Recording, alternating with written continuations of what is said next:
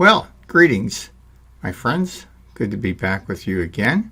And I'd like to take a few minutes to talk about just sort of to give you an introduction to the course and to really talk about why healthy lifestyles are important to begin with and the components that we will be looking at in our course.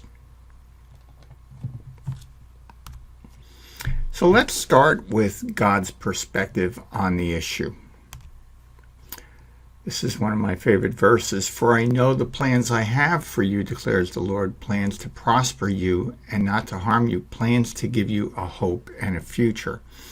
And the interesting thing, at least to me, about this verse is that God's word tells us the Lord has plans for us and he knows what they are.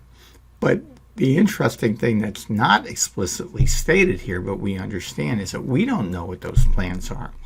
What we do know is we have to be prepared for them, whatever they are. We have to be prepared spiritually, and we have to be prepared physically. So this course is talking about being prepared physically. And of course, that verse is from Jeremiah. Now let's talk a little bit about what happens in the typical situation where an adult ages through time. So you see here we have a simple graph where we're looking at a person's physical ability. Okay, this up here is very high ability. Maybe they can run and jump. And then we have very low ability. Actually, the zero would be dead. Now, there is such a thing as minimum ability for activities of daily living, okay? And we're just going to put that roughly at this position, just kind of as a baseline, okay? A person needs that just to be able to function to subsist. Okay, so let's look at what happens in a situation when a person lives an unhealthy lifestyle. Well, basically what happens is their functional ability goes down. It's not quite linear, but kind of that way, pretty much in a continuous basis. Once they reach their adulthood, that might be 20, 30 years old, but it kind of goes down continuously for a person who's kind of, excuse the expression, a couch potato. And maybe by the time they're what would we say, maybe 60 or 70s, they've gotten to the point where they can barely maintain activities of daily living. Now let's look at someone who lives a healthy lifestyle. As you can see now, this individual would basically maintain that high level of physical ability for a much longer period of time. And then it only descends kind of gradually. Now, towards the end of life, obviously, boom, it falls rapidly. But what we see here, the take-home message, is it's not so much that a person lives a longer life. They may live a few extra years over a person who lives an unhealthy lifestyle. But the life that they live is overall much healthier. They can, get upstairs and jog well into their senior years. That might be play with their grandchildren. It could be something a little bit more exciting, or help the next door neighbor build his shed, whatever it is. So let's consider for a moment the lifestyle factors that are going to be part of this course. Now, there are many factors, but we're going to focus on 4 in particular. The first is what we'll call substance abuse. Okay, what are the substances that we have to watch out for? And 2 that we're going to just kind of somewhat arbitrarily pick, although they're major substances that people have to deal with, are alcohol and tobacco. The next factor is rest and stress, making sure that we get enough rest and making sure that we deal effectively with stressful situations. These are all important factors in maintaining a healthy lifestyle. And then, of course, a big factor is eating right, having a healthy diet. And lastly, as you might have guessed, exercising. And I prefer to just kind of consider this movement because, as you'll see later when we're talking about exercise, we're not talking necessarily about gym membership kind of things, but primarily just keeping oneself moving and maybe doing some sort of resistance type exercise that kind of stimulates the muscles. Now, I asked this question, is body weight a lifestyle? And I want you to think about that for a little bit. And I hope you come up with the conclusion that it's not. It's not a lifestyle. Body weight is the result of a lifestyle. It's a very good way to kind of get a handle. It's a measure of one's, to the extent that one is living a healthy lifestyle. But in and of itself, it's a consequence of lifestyle.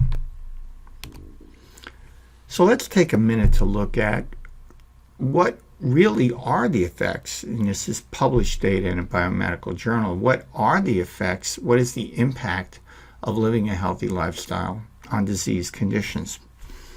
So let's start out with diabetes.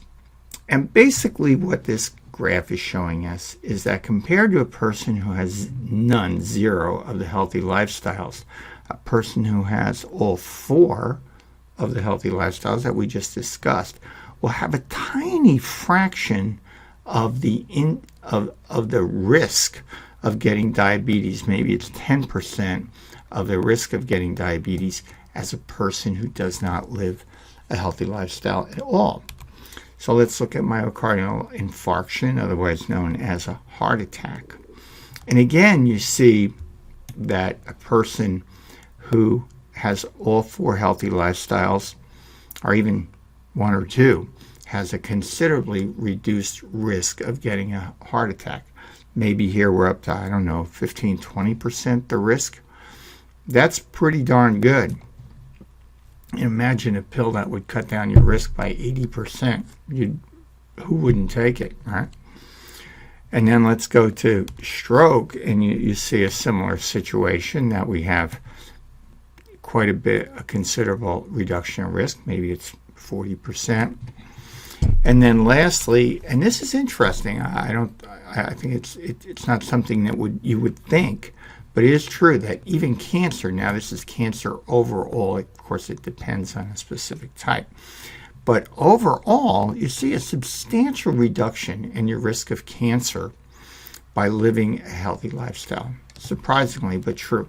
So all four of these diseases, which are common in the population, chronic diseases, you see, are substantially reduced, overall about 80% reduced by living a healthy lifestyle.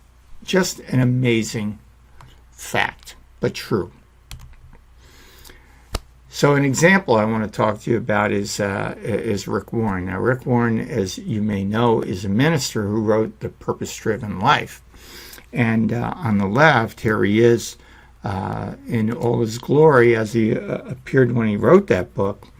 And it came to him the realization that, his body image was not really something good as an example for the congregation.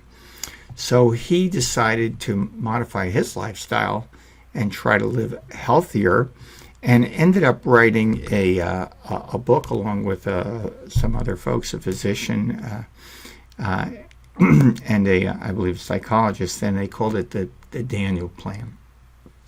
And the Daniel Plan, the basic tenets of the Daniel Plan are very similar to the lifestyles factors that we're going to be talking about here. There are a few minor differences, but for the most part, very similar.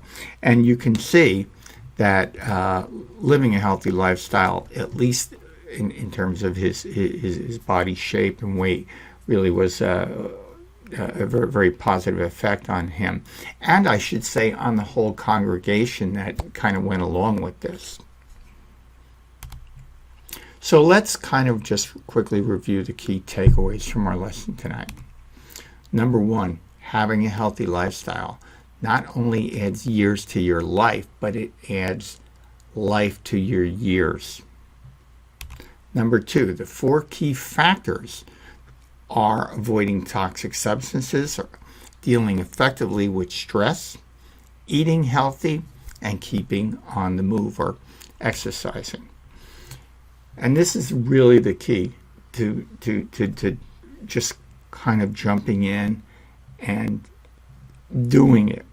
Our driving motivation is to take care of ourselves so we can live out the good plan that the Lord has in mind for us.